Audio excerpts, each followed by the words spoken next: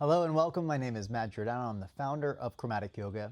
And one of the things we do to help unify our community is every month we have a physical focus that is broken down into 4-week sections.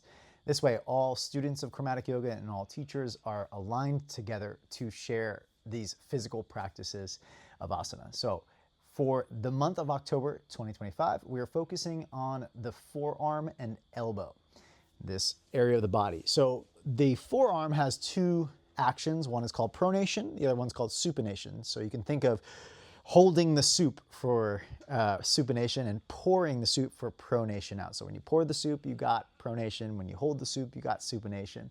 And then we have the elbow joint. By the way, that's called the radial ulnar joint. That's the forearm. There's two joints technically, one up by the elbow, one by the forearm, that helps the radius, the bone of the arm, rotate around the ulna. Now we have the elbow joint, we have extension and flexion. In the order in which we're going to be focusing on this is for week 1 of October, which is going to start October 5th, is the pronation of the forearm. So you can think about whenever the palm is face down, that's going to be pronation. And what are some postures you can do with pronation? You can think about, well, of course we have down dog and plank pose and things like this. And then there's supination, which might be a little bit more difficult. Turning the palms upward through the radial ulnar joints might be a little bit more difficult than pronation. So you got to get more creative. You can do poses like, say, dolphin pose, with your forearms on the ground, and then decide to supinate in that way. That might be something creative, but I'd love to hear your thoughts on what you can think of. How could you do supination? Maybe you can pronate, supinate in something like Warrior 2. So give some thought to this. The next 2 weeks after that will be flexion of the elbow, which is an activation of the biceps muscles, and extension of the elbow is the 4th and final week, tricep muscles.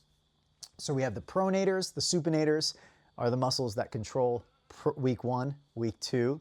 And then we have the flexors of the elbow, week 3, biceps, and extensors of the elbow, week 4, triceps. Super exciting to focus on these 4 things because I think they are unique in yoga. We don't necessarily talk about them too much, with exception of like hyperextension of the elbow joint.